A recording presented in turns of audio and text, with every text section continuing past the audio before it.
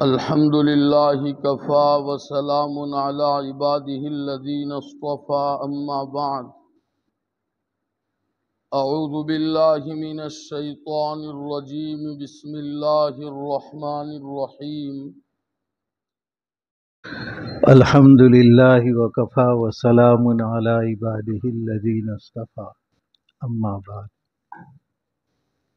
محترم عزیزو، کل ہم نے قرآن کی فضیلت کے اوپر 3 حدیثیں سنی تھی کہ خیرکم من تعلم القرآن وعلمہ، کہ تم میں سے بہتر وہ ہے جو قرآن کو سیکھے اور سکھائے، قرآن کی تلاوت کرے اور قرآن کو سمجھے کہ وہ کیا کہنا چاہتا ہے۔ یہ دونوں باتیں اس کے اندر داخل ہے۔ دوسری حدیث ہم نے سنی تھی کہ قرآن اور روزہ دونوں قیامت کے دن اللہ تبارک و تعالی سے سفارش کریں گے۔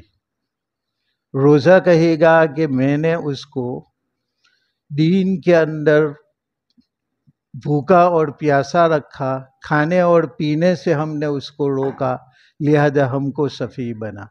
اور قرآن کہے گا ہم نے رات کو اس کو سونے سے روکا، لہذا مجھ کو شفیع بنا۔ اللہ تبارک و تعالی دونوں کو شفیع بنائیں گے۔ تیسری حدیث ہم نے سنی تھی کہ من شغلہ القرآن عن ذکری و مسئلتی اعطیتہ افضل ما اعطی السائلین، کہ قرآن پڑھنے کی وجہ سے کوئی آدمی میرے ذکر سے اور مجھ سے مانگنے سے رکا رہا، یعنی وہ ذکر نہیں کر سکا اور مجھ سے مانگ نہیں سکا قرآن مجید پڑھنے کی وجہ سے، تو میں ذکر کرنے والوں سے اور مانگنے والوں سے اس کو بہت زیادہ عطا کروں گا۔ یہ 3 حدیثیں سنی۔ اور چوتھی حدیث ہے حضرت سعید ابن سلیم رحمۃ اللہ علیہ سے مرسلاً روایت ہے کہ آپ صلی اللہ علیہ وسلم نے فرمایا، ما من شفیع افضل منزلۃ عند اللہ یوم القیامۃ من القرآن لا نبی ولا ملک ولا غیرہ، کہ قیامت کے دن قرآن سے بڑھ کر کے کوئی سفارش کرنے والا نہیں ہوگا۔ سب سے زیادہ سفارش قرآن مجید کرے گا، نہ کوئی نبی، نہ کوئی فرشتہ اور نہ کوئی اس کے علاوہ، یعنی نبی سے بھی زیادہ قرآن مجید سفارش کریں گے اور فرشتوں سے بھی زیادہ قرآن مجید سفارش کرے گا۔ جب بندے بزار کی روایت کے اندر یہ مضمون آیا ہے کہ جب بندے کو دفن کر دیا جاتا ہے تو ایک حسین و جمیل شخصیت اس کے کفن اور سینہ کے درمیان میں داخل ہو جاتی ہے، اور جب منکر نکیر سوال کرنے کے لیے آتے ہیں تو وہ چاہتے ہیں کہ ہم تنہائی میں سوال کریں، اس لیے وہ اس نورانی شکل کو کہتے ہیں کہ تم یہاں سے دور ہو جاؤ تاکہ ہم تنہائی میں مردے سے سوال کر لیں۔ لیکن وہ نورانی شخصیت کہتی ہے کہ تم اگر اللہ کی جانب سے مامور ہو سوال کرنے کے اوپر تو تم سوال کر لو، یہ میرا دوست ہے، یہ میرا ساتھی ہے، میں اس سے ہرگز الگ ہونے والا نہیں ہوں یہاں تک کہ میں اس کو جنت کے اندر داخل کرا دوں۔ اور اس کے بعد وہ نورانی شکل اس مردے سے کہتی ہے کہ میں وہی قرآن ہوں جس کو تو کبھی آہستہ پڑھتا تھا اور کبھی تو زور سے پڑھتا تھا، میں تیرے ساتھ رہوں گا یہاں تک کہ میں تجھے جنت میں داخل کرا دوں گا۔ اب یہ منکر نکیر کے سوالات ہے، اس کے بعد تجھے کوئی بھی پریشانی نہیں ہوگی۔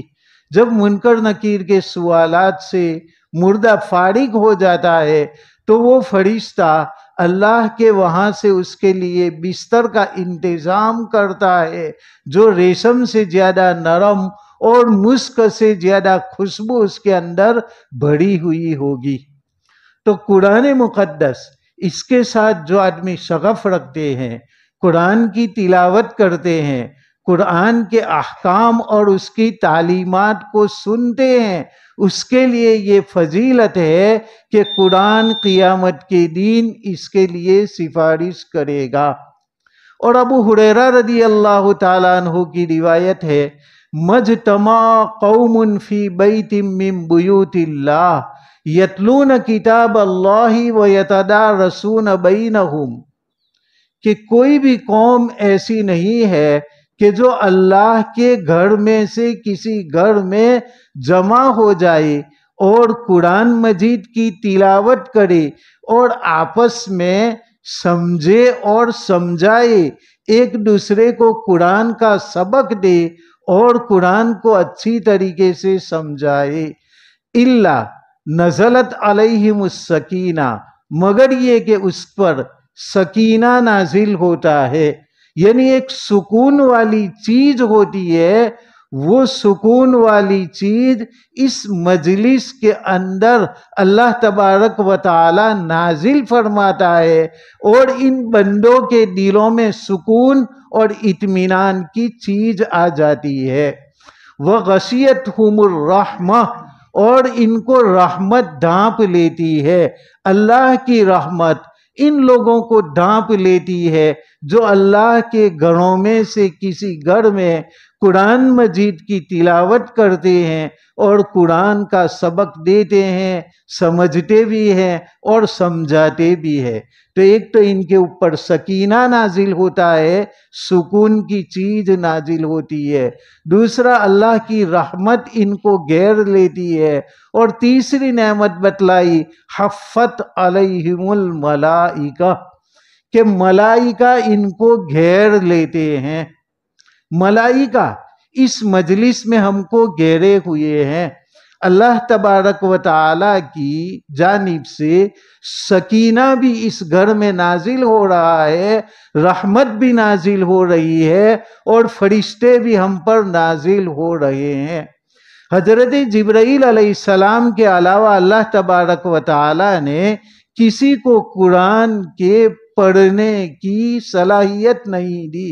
ہاں، حضرت جبرائیل علیہ السلام چونکہ آپ صلی اللہ علیہ وسلم پر قرآن مقدس وحی کے ذریعہ نازل فرماتے تھے، اور رمضان میں بھی آپ صلی اللہ علیہ وسلم کا دور سنتے تھے، اور وہ خود نبی کریم صلی اللہ علیہ وسلم کو دور سناتے تھے، لیکن ان کے علاوہ فرشتوں میں یہ صلاحیت نہیں ہے کہ وہ قرآن کو پڑھے۔ اب جس آدمی کے پاس کوئی چیز نہیں ہوتی ہے اور وہ چیز کسی دوسرے کے پاس دیکھتا ہے تو وہ اس کے پاس بھیڑ کرنے کے لیے لگ جاتا ہے۔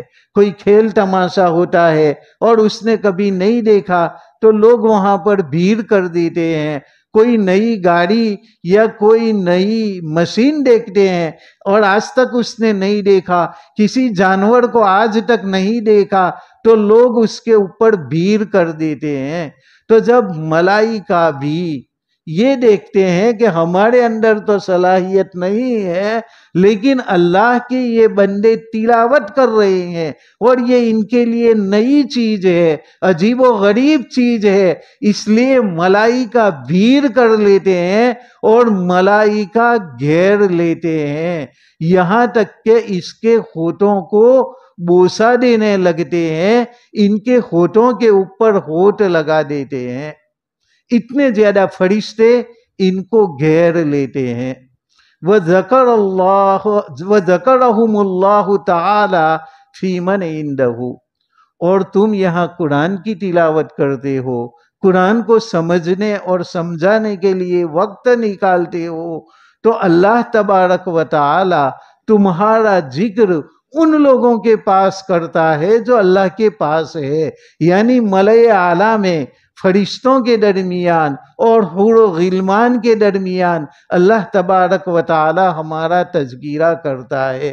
تو قرآن مجید سے شغف رکھنے کی بنا پر اللہ تبارک و تعالی ہم سے بہت زیادہ محبت کرتے ہیں۔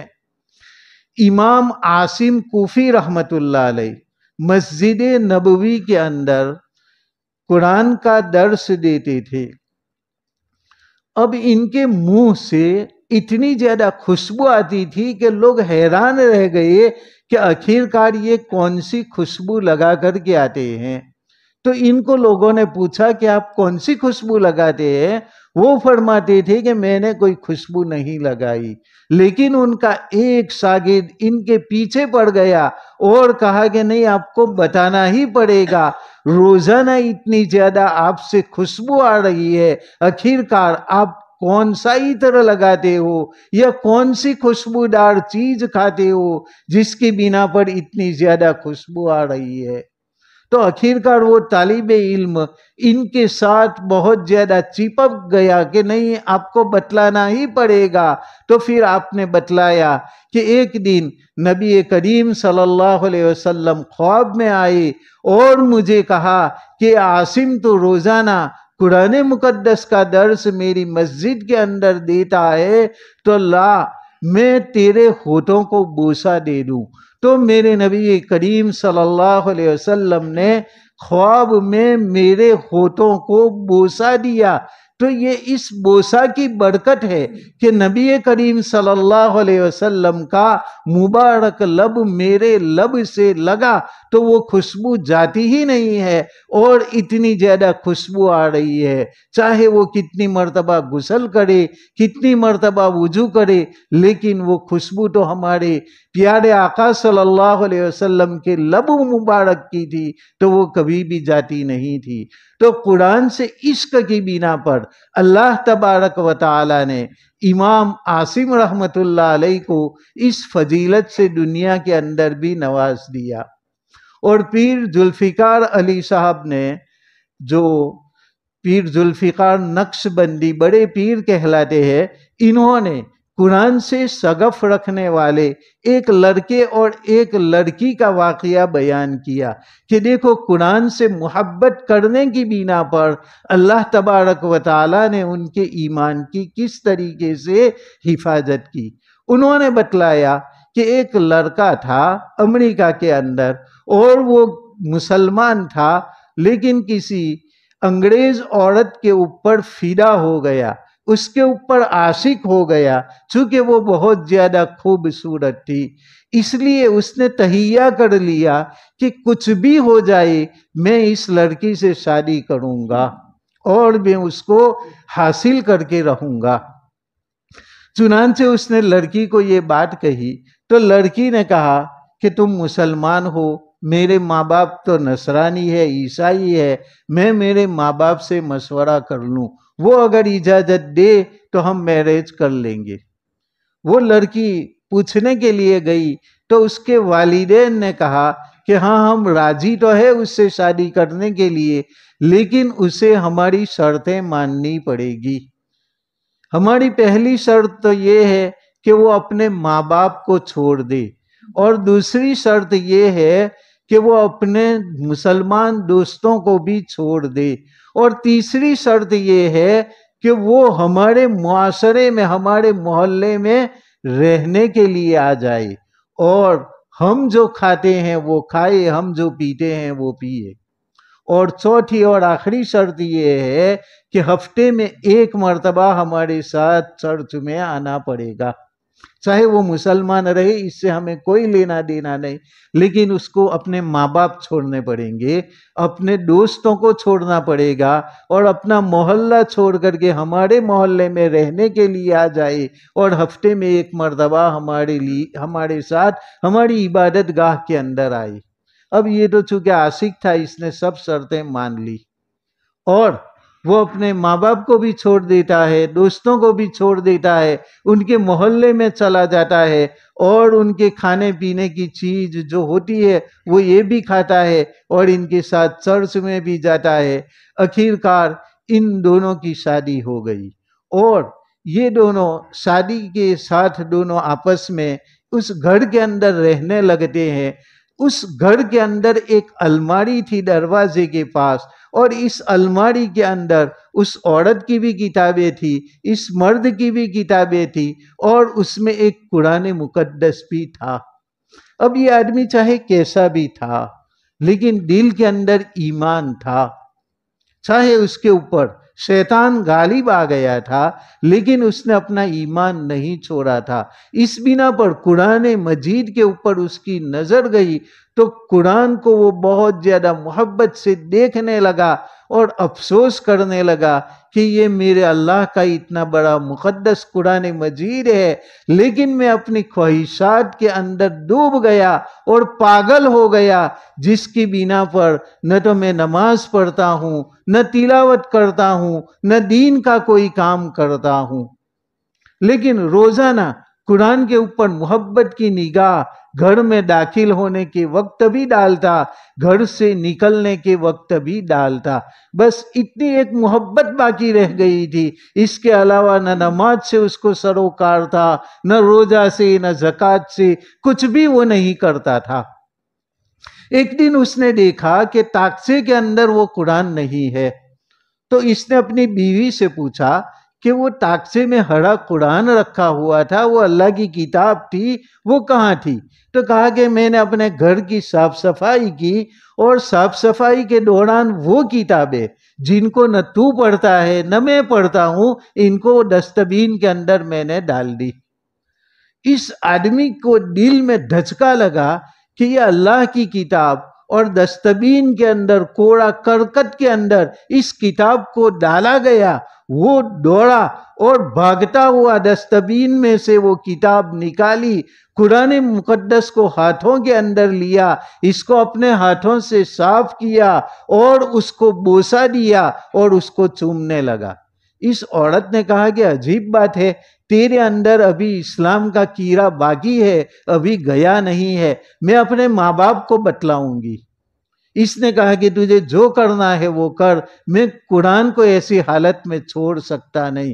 اور قرآن کو لے کر کے وہ مسجد کے اندر چلا گیا، اور مسجد میں جا کر کے اللہ تبارک و تعالیٰ سے دعا کی کہ یا اللہ، میں اس عورت کے عشق کے اندر پاگل ہو گیا تھا، جس کی بنا پر میں نے تیرے کلام کو بھی ڈسٹ بین کے اندر دیکھا، میری بیوی تو اس طریقے سے ہے اور میں اس کے اوپر عاشق ہو گیا ہوں۔ یا اللہ، تو مجھے پکا ایمان نصیب فرما اور اس عورت کی محبت میرے اندر سے نکال کر کے تیری محبت تو میرے اندر داخل کر دے۔ اللہ تبارک و تعالیٰ نے اس کی توبہ کو قبول کر لیا اور اس کے دل میں اسلامی احکام کی محبت آ گئی، قرآن کی محبت آ گئی، اور فوراً وہ بیوی کے پاس جاتا ہے اور کہتا ہے کہ اب ہم دونوں ڈیورس لے لیتے ہیں، آپس میں طلاق کر لیتے ہیں۔ اور اس کے بعد اس نے پاکیزہ مومنہ عورت سے نکاح کیا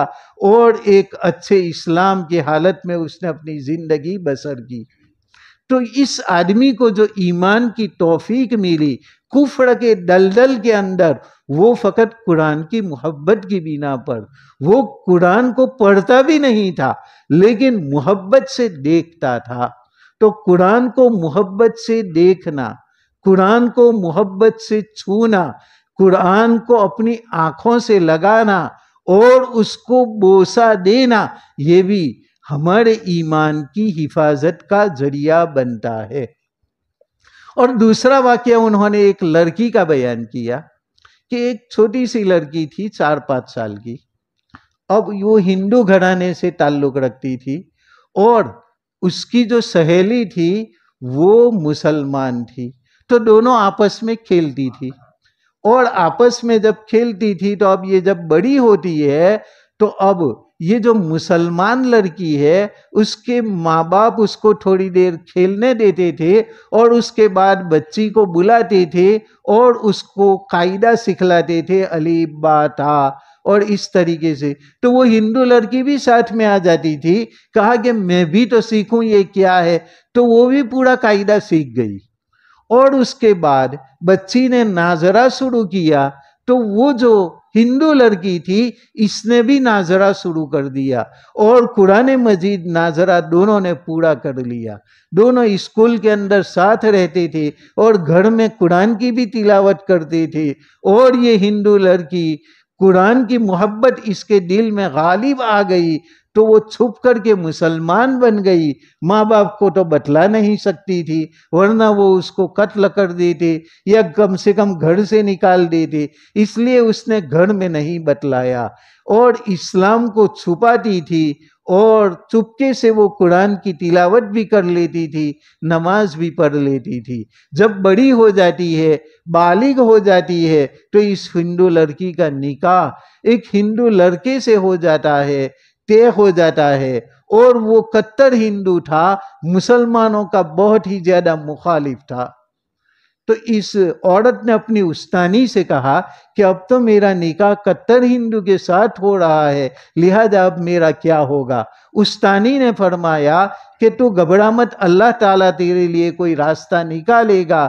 تو اسلام کو ظاہر مت کرنا اور اپنا اسلام چھپائے رکھنا اور چھپ کر قرآن مجید پڑھا کرنا. لیکن اس نے کہا کہ میں وہاں پر چلی جاؤں گی تو وہاں قرآن میں کس طریقے سے اپنے شوہر کے گھر لاؤں گی، یہاں تو تمہارے گھر میں آ کر کے پڑھ لیتی ہوں. اس نے کہا میں کوئی انتظام کرتی ہوں. استانی نے یہ کیا کہ اس لڑکی کے تحفے کے لیے جو بکسا بنایا، صندوق بنایا، اس کے اندر اوپر گفٹ کی چیزیں رکھی اور نیچے قرآن کو حفاظت کے ساتھ رکھ دیا اور لڑکی کو بتلا دیا کہ یہ قرآن میں نے رکھا ہے. اور پھر اس گفٹ کو بہت زیادہ سجایا اور اس لڑکی کے گھر والوں سے کہا کہ اس گفٹ کو چونکہ ہم نے بہت زیادہ سجایا ہے اس لیے تمہیں اسے کھولنا نہیں ہے، لڑکی اپنے سسرال میں جا کر کے اس کو کھولے گی. اس کے ماں باپ نے بھی سوچا کہ یہ لڑکی وہیں پر بڑی ہوئی، محبت ہے، اس لیے اچھا خاصا اس نے گفٹ دیا ہوگا، اس لیے ہمیں کھولنے کی کیا ضرورت ہے. ان کو معلوم نہیں تھا کہ اس میں قرآن رکھا ہوا ہے. اب لڑکی اس طریقے سے اپنے سسرال جاتی ہے، پھر وہ قرآن کو آہستہ سے نکال دیتی ہے اور اپنی چھپی ہوئی چیزوں کے اندر اس کو رکھ دیتی ہے. اور اس کا شوہر جب آفس جاتا ہے تو یہ قرآن کی تلاوت چپکے سے کر لیتی ہے اور اس طریقے سے وہ تلاوت کرتی ہے یہاں تک کہ وہ عورت حاملہ ہو جاتی ہے. تو اللہ تبارک و تعالیٰ سے دعا کرتی ہے کہ یا اللہ میں تو مسلمان ہوں لیکن میرے آنے والے بچے کا کیا ہوگا، اس کو بھی مسلمان باقی رکھنا ہے.